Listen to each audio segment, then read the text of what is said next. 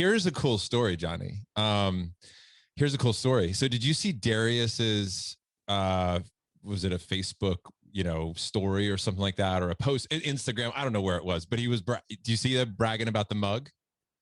Dude, he was like in tears. It was awesome, man. It was really cool. And that mug was an epic gift. And for the record, for anybody watching, like, check this out. The reason I actually keep my markers in this and not drink out of it, by the way, is because it never leaves my desk. It never ends up in the dishwasher, and it just stays here and I see it. In fact, that message of "I believe in you, son" is like right there. So shout out to Brad Johnson and dude, like, epic mug. So Darius's mug, I know, hit him right in the heart. And on that note, dude, here's what I wanted to launch into with you is, you think about gifting, right? And have you ever, Johnny, have you ever thought about gifting? Now and again. Okay, occasionally. Yeah, it's at the bottom of the list. Here's what's wild, man. We just had International Women's Day, which for my wife is a big deal. By being, born and raised in Russia, this is a holiday not typically celebrated in the US. And I failed at this year in and year out, like over and over and over again. And here's something that hit me over the last couple of years, being part of Front Row Dads, like learning from and with amazing people, is that it's not about the holiday. It's about all the days leading up to the holiday. So if you suck ass on all the days leading up to International Women's Day, it's going to be really hard to pick the perfect gift that makes it all better on that day, right? And it's almost like somebody saying to me one time, they were like, foreplay is everything that happens between the last time that you had sex and the next time that you have sex. That's what real foreplay is. Yep. But all of this ties into what I think has always been your message, which is gifting not at like always the holiday, not on Mother's Day, not at Christmas, not at the places where people are like, well, you had to, you kind of were forced, your hand was forced, you had to give me something. But when it shows up when it's least expected, right? Yep. And that it's all those things that build to that moment where it's like, then when you get to International Women's Day, if you're just hitting home runs throughout the year, then it's like there's not as much pressure for that day. No, those times are table stakes. Those are the times when you need to show up. You need to show up for your anniversary, birthday, Christmas. And, you don't have to do that necessarily in business. Personally, people are like, oh, I can just, not worry about those holidays. And that's like a recipe for disaster in your interpersonal. That's really the only difference between business and personal, is you better show up but you're right. Like, I think that I tell people all the time, you can't run a sucky business and then give great gifts. They won't save you. And in a marriage, like, you can't be like a total, a-hole and then give a great gift. At least not for most marriages. Like, it actually will add insult to injury. They'll basically want to throw the gift in your face. At least that's how my wife, like Lindsay's like, you want to give me a great gift? Like, don't be a jerk. Don't like make me feel bad. Don't like, raise your voice. Don't like travel 100 days, a year. Like those, like, speak my love language the other 364 days. And then do something thoughtful. Doesn't have to be expensive. It could be a handwritten note. It can be all these different things, but it's still like, when you're the gift guy, it's like I can only imagine like Santa Claus's wife, like, the expectations are high, like when you are in the gifting world, but you're right. It's a year round, like, you teach your kids to say please and thank you when, like, once a year? No, you teach them to say it every day. And gifting and appreciation and gratitude and love are those things that, guys I think we all like think, well, we can put all of our energy and effort into one thing one time, and that's going to like make up for it. And most of the time it's the consistent day in and day out grind of making choices that really impacts things. Yeah. I couldn't agree more, man. And I'm amazed at how terrible of a listener I've been for years with Tatiana, like what she really needs. She's been telling me for years that she's appreciates it when I cook for her, when I make some food. And yet every year Mother's Day would come around, International Women's Day, whatever it is. And I'd be like, what gift can I get her? Always thinking about the tangible item, which by the way, she loves. So for International Women's Day, by the way, I bought her this like kick-ass pair of sunglasses that she is like fired up about. So she loves gifts and she loves high quality things. But I also know that if I'm really paying attention, she's giving me clues all throughout the year of what she really wants to do. Like she'd be fired up if I did a dance party with her in the morning to her favorite, to her favorite music. That would light her up. And it's just things I don't like to do per se. So I keep wanting her to adapt to me. I get it, man. You should love this gift. I do. Yeah. No, Lindsay's the same way. Like she, for her birthday last year, because of COVID, we couldn't do crazy things, and she loved the fair, like the county fair and then the state fair. And fortunately, I thought of this far enough in advance and was like, all right, I'm gonna bring the fair to her. And so like there's a thing in the Midwest called a butter cow. You ever heard of what a butter cow is? No. So like it's literally where they take 1,000 pounds of butter and put it into a huge block, and then an artist sculpts it into the shape of a bull or a cow or whatever else, and it sits in a big glass freezer type thing, and you walk around and see this piece of artwork, which really just is a piece of butter, but it's like 1,000 pounds of butter. So I ended up getting like 20 pounds of butter, and each of our girls carved butter cows. Now some of them didn't look like cows, but they were still like, so we did that. We did taffy that she loved from the fair. We did tractor pulls with the little tractor with the girls. Dude, that's awesome. But the thing that the girls went crazy over was the thing that like I'm just not a good dancer. Like that's just not my thing. And Lindsay's like, I remember, multiple times in passing, like, I'd love to see you dance to that. So there's only one group of people that I've ever seen a TikTok video of me replicating Justin Bieber dancing, like, and I got up in the mornings at like 5 a.m. before I went into the sauna and did my Justin Bieber routine of like, with the stocking cap and the whole 9 yards. And that was like the exclamation point. Cost me nothing. Whoa. But the fact that like my girls still talk about it, and it's only a year ago, but Lindsay like freaked out. She, I was so serious. I was like, she's like, why didn't you like lip sync the song? I was like, I was so into the moment of like just trying to hit the dance moves. Maybe someday I'll release it, but as of right now, it's in a vault.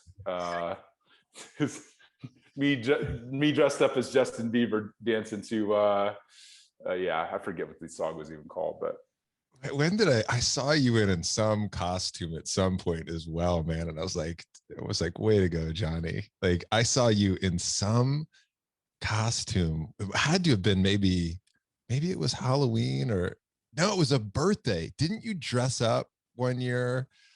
Like what am I? Well, I try to, I've done it the last 2 years for Sailor, maybe the last 3 years. Our third. Yeah. So we have 1-year-old, but Sailor's 5. So I dressed up as Maui from Moana. That's what it was. With the tattoos and the wig, and that's what it was. I had the hook. Oh, I looked close enough to the actual to Maui that she freaked out and cried and ran to mom because I looked like I didn't look like dad anymore. The girls thought it was, the older ones recognized me and they dropped on the ground laughing. Dude, but props to intermittent fasting. Yeah, dude, it's helped a lot. Cool. Hey, on that note, man, I do think it's worthy to mention right here, right now, since I don't know how many people will know you when they're listening to this, but I know several will. Dude, you've had a great year when it comes to your health, and I'm particularly conscious of this right now, being that we're in the vibrant health pillar for front row dads, and that's what we're focused on the next month and a half. But dude, you've made huge advances in taking care of yourself, and by huge advances, I mean like cutting and shedding and letting go of some weight that you'd been carrying for years. You looked amazing last time I saw you, man, and I just really want to tip my hat to you for that. That's a lot of discipline, a lot of hard work. So congrats. Well, dude, it's been a 3-year process to, I'm down 65 pounds, God. from 280 to 215. But I'll say that, like, looking and seeing that I wasn't the only one doing 5-day water fasts during COVID was helpful, because the fast, for me, like, people that do intermittent fasting are like, oh, I don't eat for, you know, yeah, I do 18-6 or 16-8. I'm like, that doesn't do anything for me. It was the 2, 3, 4, 5-day water fast. I added coffee, black coffee too. But I'm telling you what, man, the fact that you got other people to do it. Sometimes I joined you guys, sometimes I just did it on my own, but I probably did 8 of those last year. Yeah. And that's, to me, what is that, and sauna and cold plunge and whatever else. But I would say, out of all the things I've done, the fasting has been the most impactful. I love that. I love that process, man. I love the discipline behind it. I love the way I feel. Not always. There are moments in there that are really difficult, but dude, it's real. Anyway, back to butter cows. Butter cows, Mother's Day, gifting. Dude, your world. So what do you find happens around this time of year, since you're in this unique position where everybody's coming to you for gifts? Dude, what questions are you getting right now as we approach? And when I say as we approach, like, I've scrambled 24 hours before Mother's Day as an example, but I think we're ahead of the game this year, dude. Like, this is going to drop 7 weeks before Mother's Day. So Yeah. tell us a little bit about what you're thinking about, what clients come to you with, and I know a lot of people come to you for business stuff, right? In big companies buying, hundreds of thousands of dollars of product and really high end things. Oftentimes there is where they're going to you. But what about Mother's Day? Like, do you get orders? And if so, from who? And give us some context there. Yeah. Well, what I would say is that we do a little bit on the personal side. I think personal gifting is way more difficult. Like, gifting your spouse is 1,000 times harder than us scaling thoughtfulness for a business. Like, I can help somebody gift their top 20 clients or top 2,000 employees or whatever, because the bar is low. Like, most people are getting swag and gift cards and stupid stuff and bottles of wine, very unthoughtful, very unlasting things. But when you're doing gifts for your spouse, they know all your hacks, your corners, like it's, you're raw, it's intimate. It's like, and so what I tell people is the principles apply, but the stakes are higher, and the intentionality needs to be way higher.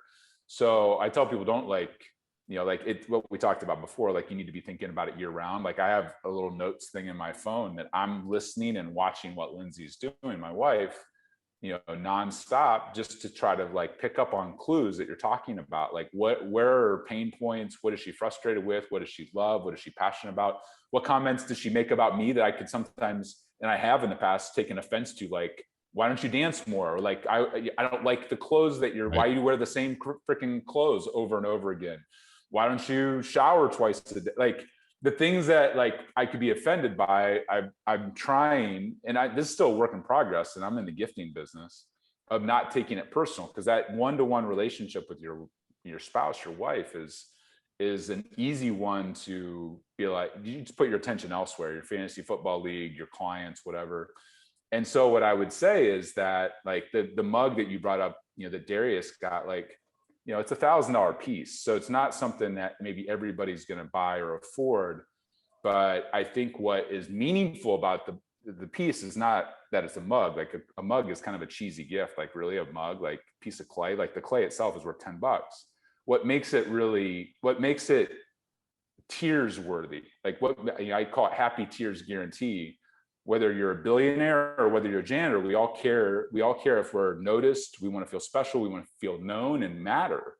And I think women are more in tune with their EQ, their emotional intelligence, all these different things. So I think that when you can take and say, like, there's 12 questions that have to be answered to create one of these artifact mugs. And there's 12 questions are the same. You go to the site artifactmug.com, you can see, like, there's the same 12 questions. But it's personal to that person. And so the intimacy of knowing them, of, like, what tragedy did they overcome? What are their core values? What's important to them? Like, what's their favorite place in the world? Like, when you can answer that and put that into a piece that's functional art that they can use every day. Most people drink coffee or tea. It's the personalization of it that makes it land. The item itself is not, like, the gift is the delivery vehicle for an emotion. whether that's business or personal. And so I think that a lot of times guys just want to go like buy the Chanel bag or the Louis Vuitton bag or the diamond or and maybe your wife, that's her love language. But what I would say is oftentimes it's the thought, like if you flew to, Africa to go like, and partnered with this mining company to go mine the diamond, that's a better story than I just stroked the check and went and bought it from Zales. The story, the effort, the energy, the thoughtfulness, the handwritten note, the meaning behind it is what, at the end of the day, like the gift is a reminder of like, this person cares about me. That's why like people, even in 2021 in a digital age, like still care about their engagement ring. Is it's a tangible representation of the commitment and how much you value that person. Yeah. And so a lot of times guys are like, that doesn't make sense to me. Why do you care about that? Why do you value that? And what I've learned over 12 years of marriage is like, I just didn't listen early on. I thought I knew better, or I'm like, that doesn't make sense, or I can cut a deal, or I can do this. And oftentimes like I missed the opportunity to deepen the relationship and show Lindsay that I understood here, and that even if it didn't make sense to me, it was important to her. And I put her needs and wants and what she liked over what I thought was cool or knew better or whatever else. And so, I can walk through some scenarios where I've hit home runs in that category. And I can also tell you some stories where I sucked it up, my engagement being one of the all-time best of like crashing and burning.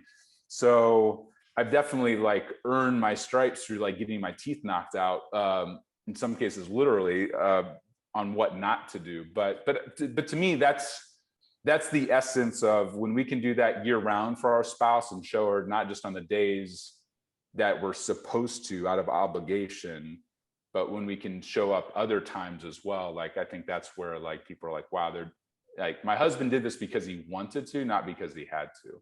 Yeah. Yeah. I think if maybe it's interesting, I'm trying to think about how I want to look at this down the road. And one of them might be if you take 365 days, the majority of the love for that person should definitely come outside of holidays. That's why holidays were always tough for me. I put all the weight on winning on those few days throughout the year. That's like somebody going, be funny right now, just be funny. You're like, I don't like that pressure. And I'm like, that's what I always felt like with holidays, massive amounts of pressure. But yeah, if you can be paying attention, like you said, making notes. I keep just in my phone under the note for Tatiana, I write down things that she says, like when we're in a store and she'll be like, I don't like those kind of flowers. I'm like, make a note of that. Right?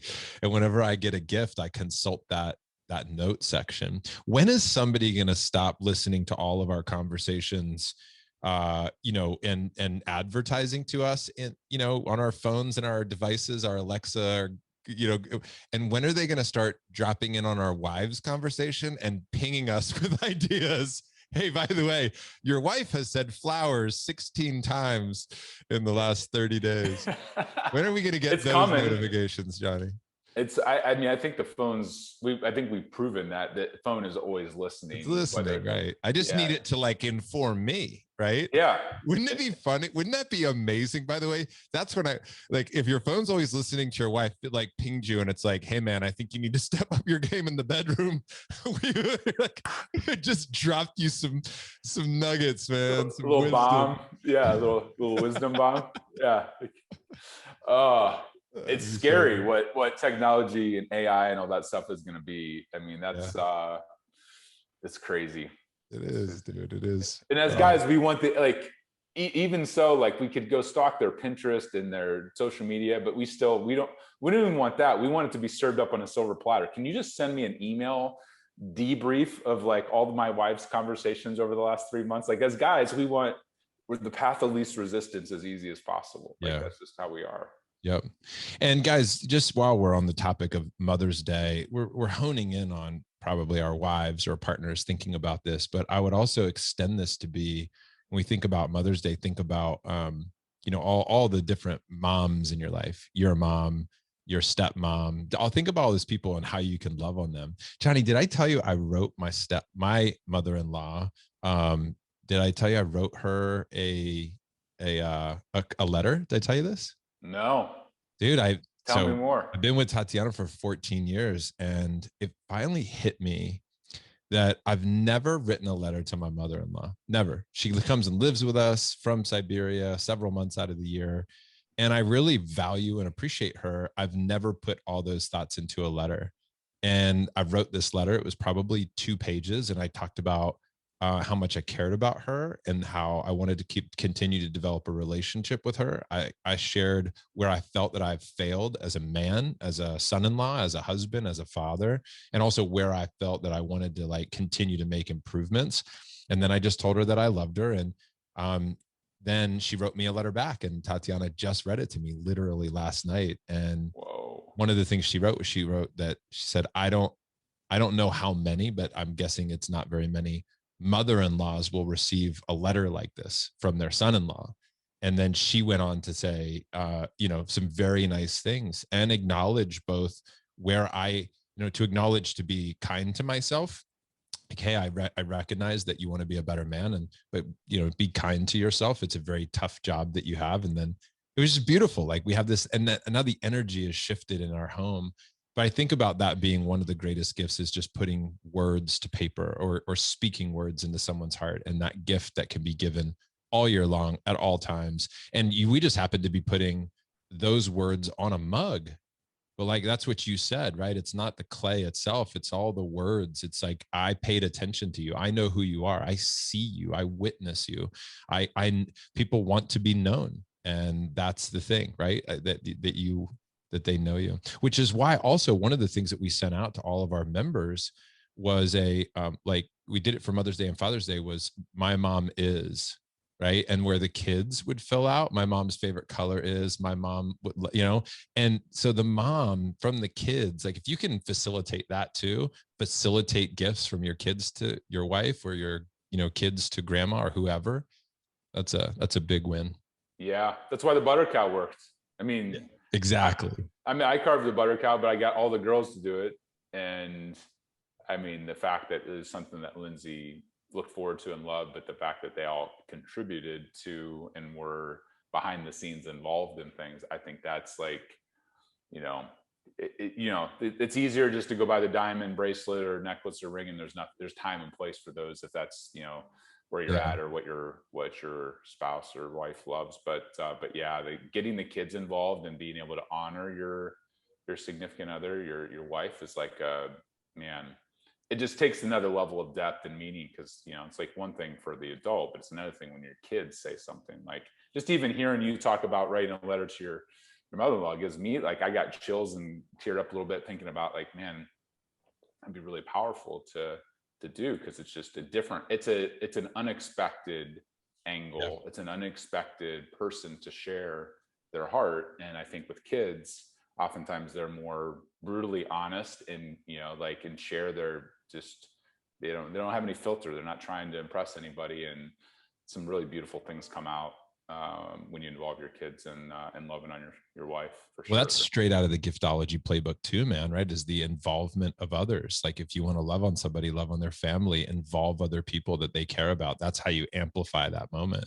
Inner circle, baby. Yeah, I've learned that from you, and I've applied that. When we created our LIFT model for Front Row Foundation, where you have to listen first of all. So LIFT being the acronym for like listen. You got to listen to what do they want. You have to be inclusive, right? Include other people. So that might be like in Darius's case, talking to his wife, learning more about Darius, like getting her insight. That's a moment expander when you bring other people that they love into it, right? And then for us in the LIFT model, it's that then you create the front row moment. So we hand it to Darius. And then there's all the thanks and gratitude, which is the follow-up, the continued checking in, and loving on somebody beyond the gift, right? That's not just a one and done. It's a continued follow-up, thanks and gratitude continually. Yeah. So, dude, I've learned so much from you. Now that I'm sitting and thinking about it, I'm like, you've been so influential in my life in this space of how to love. Even when like my kids will say, how are we going to love on mom? And I'm like, that's a John Ruhlin phrase, love on so-and-so, love on so-and-so. Like that, I learned that from you years ago. So. Yeah, dude. Well, thank you. It's, we've learned a lot from each other over 20 years of knowing each other, man. It's, wow. it's Yeah, it's crazy. Really crazy. So let's speaking of 20 years ago, let's travel a little bit back in time, because you're, dude, you've put yourself on the map is the easiest way to say it, dude. A lot of people know about you. A lot of people are familiar with giftology. I loved, like, over the years seeing, like, dude, he's in Inc. Dude, he's in Forbes. Dude, he's an entrepreneur. Like, oh my God, he's talking to Gary Vee. Oh my God, he's like, whatever it is, it's just constantly like, and then it's like, yeah, but not surprised. Like, happy, but not surprised. Like, knew it was a matter of time. First international speech, right? Like, I remember celebrating all of it. So grateful to be part of that journey along the years. But dude, let's go back even further for a moment, because I think one of the best ways for us as fathers to reconnect to, like, what it means to really be a dad is to remember what it means to be a kid, right? And I have a picture of myself, like, kind of, I don't think you can see it. It's over my shoulder. It's on that shelf somewhere. Anyway, it's me when I'm about 10. And I put that picture there because I see that photo and I'm like, it's easy for me to forget what it was like to be 10.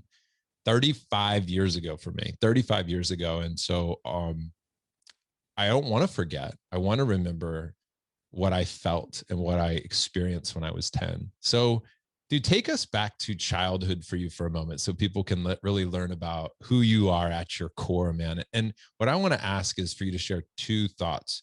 One, what's one of your greatest childhood memories? Like, when you look at your childhood, what are you so grateful for, particularly relating to your family or maybe even your father? Like, what did you love? And that could be a win that somebody else could take away and implement in their family. And also, what was a painful moment for you as a kid, so that we can remember to be connected to the pain that children can go, experience. So take that wherever you want, man. Yeah. Well, dude, I mean, I talk about my childhood in a very, like, as my wife would say, glazed over. Like, I'm very good at, like, broad brush strokes on things. Like, I'm a poor farm kid from Ohio. I grew up milking goats. Like, I tell that story because I mean, that's true. Like, I grew up in Ohio. I grew up one of 6 kids. I grew up on 47 acres. We had a 1 acre garden. We split wood. We worked hard, all those sorts of things. What I would say is, as far as, like, challenges, something that I never really talk about from the stage, because even to this day, it's a wound. One is I talk about my parents getting divorced and what that caused. It caused a lot of challenges and blended family and all that kind of stuff. A lot of people have dealt with that in good ways and bad ways. But one of the things that I think has kept me grounded and humble, but at the time felt like a curse, felt like I was a leper, was I literally wet the bed on a pretty consistent basis up until I was close to 16 years old. And, as a kid, like, all you want to do is, like, go spend the night at somebody's house, or, like, as a farm kid, like, you're in the middle of nowhere. So, like, going out of, like, away from the farm was a big deal. And, like, you wanted to do it. But it was like a blessing and a curse, because I would go over to somebody's house and I'd be like, am I gonna pee the bed? And sometimes it did happen, and I'd have to get up in the middle of the night and scramble to, like, put water on it and soak it up and, like, and make it look like it never had happened. And I was afraid of kids finding out about it. And literally, like, I'm, at home, I'm, like, wearing, like, it wasn't a cool thing called a pull up, at, like, 5 years old. Now it was like wearing basically like an adult diaper, like. And so I just remember, like, the insecurity, it caused, like, a lack of, like, confidence in myself. And it happened right about the same time that my parents got divorced. I don't know if that was, mentally, if there was some sort of trigger there, Sure. or if it happened just randomly. I eventually grew out of it, but I remember even going into college wondering if it would come back and being horrified about that. So, dude, it's one or two friends knew about it and didn't say anything about it, but I always lived in, like, fear that this secret would get brought out. And it's like, as a kid, when you're 10 or 12 or 14 years old, like, something like that could ruin, like, it's it could become like all you're known for. Exactly. And so that was one of the things that was this thorn in my side. But I think it's also been a blessing because it made me humble and have some humility. And as maybe some good things happen, I remember, where I came from and that feeling of being, like worried about somebody finding out. So yeah, dude, it's and I don't know why, even to this day, like I share it with my kids because I just try to give them confidence when they, when they wet the bed or whatever else. Like, hey, your dad, do you think it's bad at age 5 or 6? Like, imagine being 16 years old. Like, so I try to use it as a way to build up my kids and not make it a big deal. But it's man, it's even to this day, like it still gives me like a kind of a pit in my stomach. Yeah. What did your parents think about that for you? Meaning, did they know how tragic that was? Did you kind of hide it from them too? Did you just play tough or? No, I mean, I remember like we went through like sleep training and like there's special devices that you would like sleep on that would wake you up. Yeah. And do all like, I mean, they really like, I was like in general, like the happy-go-lucky, straight-laced, follow most of the rules, like, straight A student, overachiever kind of kid. So like, in general, like I think, I didn't cause my parents a lot of issues, but I remember just being embarrassed. They didn't make me feel embarrassed, but it still was like laundry and sheets. And I mean, it was just a hassle. Like, Yeah. it's one thing when you're 5 or 6, like it's still a hassle, but like when you're 12, like, my mom had 6 kids to worry about on top of like dealing with that. And like, we didn't have money. Like we were on the another insecurity, like we were on the free lunch program at school, Right. like never want to find that out. Like, that's like a horrible, like be that kid that's like on food stamps basically kind of thing. Right. So like, there was a number of those kind of things that, I wasn't proud of. I was embarrassed by, and didn't want people to find out about. But my parents they didn't make it a big deal. Like they just kind of was like, this is what it is. And, it's like, out of all the things you could have, like, it wasn't like some rare disease or, things, like looking back, like, what some people have to deal with when their kids are sick or any number of things, like, it's kind of embarrassing how big a deal I made it in my head. But at the time, it felt like it was one of those things where it was like, it just felt like the biggest thing in the world, all the time. I think it's I think it's interesting to look back on our childhood. I'm sure everybody has a story like that they can relate to on some level. There's something that we were insecure about, that we were embarrassed by, that we were struggling with, whatever it is. It could be in any category. But dude, I happen to relate to this one very much so, because I don't know how long it was that I had wet the bed, but it was to the point where I had the same, I'm guessing we had similar devices. Like, it was a metal sheet that was under my bed. And it was like when liquid would hit it, an alarm would go off. Yeah. Like a fire, like, loud, like basically rattled the whole house. Yeah. Yeah. I'm sure that was good for my fight or flight response. My nervous system was on edge. So, horrible.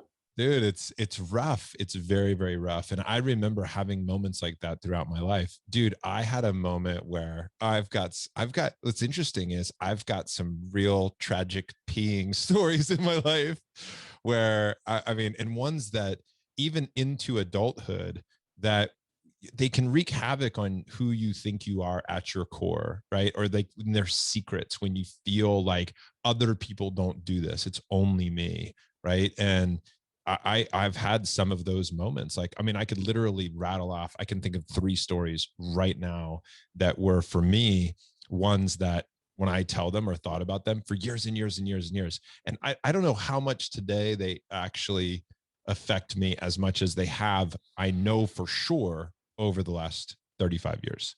Like, I think I've done some healing with it. I'm guessing you're in the same boat, but yeah. But dude, man, they were big moments. I think the lesson here that I'm going to take away as a dad is to remember that for our kids, they're going to have these moments, and that these types of things we cannot escape through childhood. whatever they might be. Well, I think you know this about me too. When I was 16, what I can relate to about being 16 is that I was 4'10" and weighed 85 pounds, and I hadn't gone through puberty yet.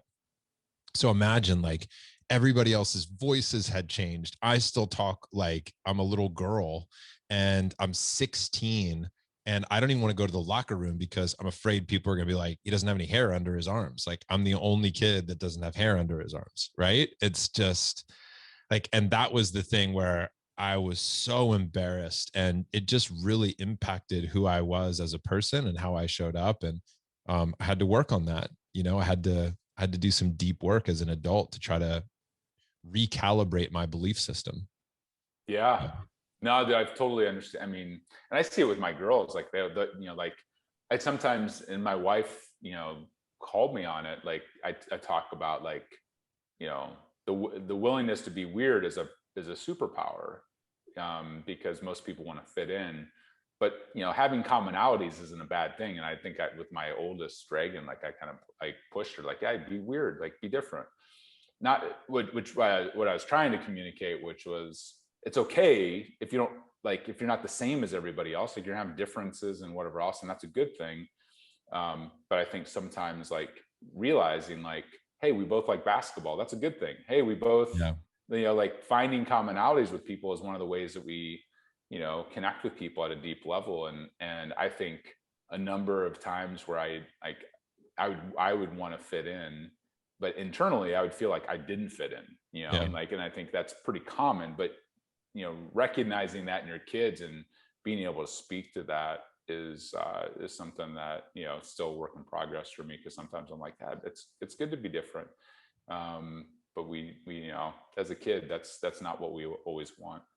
I think a good thought exercise for people to do, so anybody out there listening to this, is to think about your life as a kid, think about the things that you went through, and then ask yourself, like, how do you wish adults would have shown up for you, that maybe they didn't show up in a certain way that you wish they would have.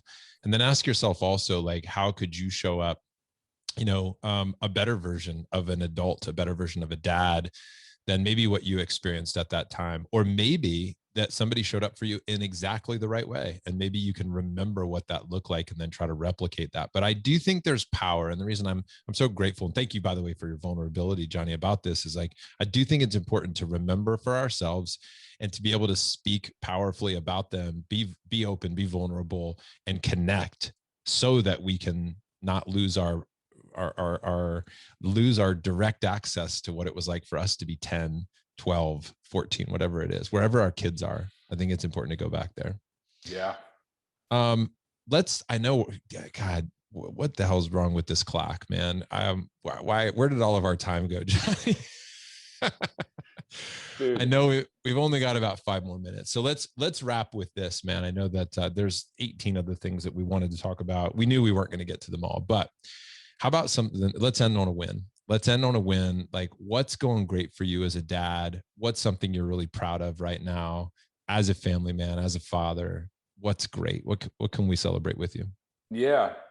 Well, I would say something that's maybe similar to a lot of us, is that, the response to the last 12 months has caused me to be able to slow down and spend more time at home. And so I've spent more time with my 1-year-old in 12 months than maybe I got with my other 3 daughters for the first 3 or 4 years of life. And you got to experience some of this. We got to go on an adventure. We left in St. Louis and came to Austin for, from October until recently. And so we've leaned into trying new things and just dropped things at our house and moved to Austin for a few months and got time with new friends and tried out a new type of school. And there's been, I feel like everything's a yin and yang. Like, that's the awesome part. The challenging part is we feel like we don't have roots right now. Like, we're kind of in this influx time, and it's caused massive stress on the marriage, massive stress. Like, I think our girls have enjoyed certain elements of it, but they're also like struggling with, like, are we going to go back? Are we going to go somewhere else? Are we, there's not really good school options in St. Louis. So we're like in this weird, like, holding pattern. that has been challenging. But what I am excited about, and what I think the girls enjoyed, was going and trying something new, meeting new friends, trying a new city.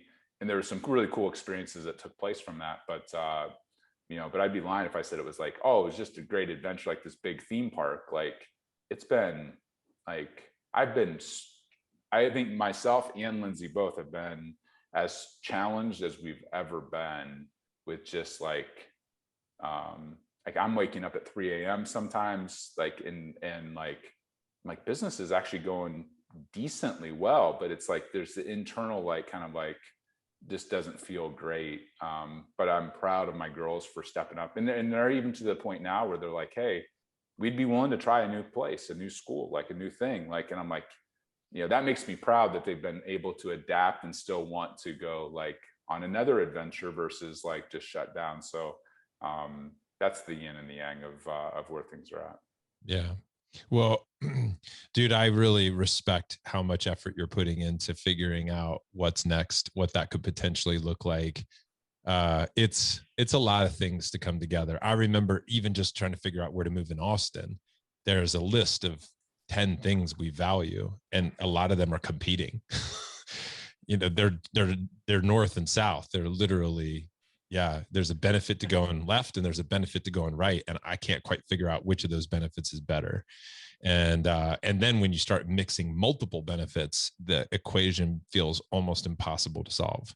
So I really, when you have you plus your gorgeous wife, plus your amazing children, plus all your friends, plus your business, plus all, and you mix in all the needs and wants and values, et cetera, of all those people, education for kids at different stages. Not every kid should go to the same school. Like, dude, how do you keep your head on your shoulders? I don't know, man. It's a lot of variable. The equation is crazy. You understand why, and Lindsay and I both talked about like why a lot of people just stay where they were born or where they settled initially. Because it's like, it's with the law of physics, a body at rest wants to remain at rest. Yep. Like, just easier just to, it's difficult to go start over, because what if it's wrong? What if it doesn't fit? What if it's like the school sucks? What if the city sucks? What if and yeah, when you're trying to take care of the needs of a family of 6 that all have various needs, the equation is quite complicated. So I understand now why people are like, you know what, we talked about always moving, but we never did. Or we talked about doing that trip and we just never went. Because it's one thing when it's yourself. It's hard enough when it's yourself. It's radically different when there's six people to consider. So yeah, it's been an interesting adventure for sure. Dude, for people who want to connect with you further beyond this point, what's the easiest way now? I would say, if you want to keep, follow what we're doing and what we're up to, you can go to Instagram or LinkedIn, at Ruhlin, or at John Ruhlin on Instagram. My email address is on the screen here, John@Giftology Group. That's not a dummy, that doesn't go to my assistant, that goes to me personally. And so Giftology Group is kind of the core overarching website for our gifting agency, and also the speaking and all the other stuff. But either place is a great place. Well, dude, thanks for jumping on with me today, man, and talking a little bit about, God, Mother's Day, our childhood. Like, there's a lot, your move. As we've said many times, there's never a shortage of things to chat about. No, man, I can't wait for our next time in the sauna and yeah, dude, together. the next sauna session. I hope it's in my backyard at the new place. I hope there, and I hope there's a cold plunge to follow. So amen, whatever man. it is, man, Team Vroman is here for you and your family always, dude. Thanks for showing up with your whole heart. I hope that people connect with you. I hope people get involved in your work. Guys, if you run a business, you really got to learn what Johnny's up to and connect with his team and start loving on your people the right way. So much of what has built our network and our community is the principles that we've learned from John and the Giftology Group. So love you, buddy. Love your family. Can't wait to have you back in Austin sometime, man. Thanks for being with us today.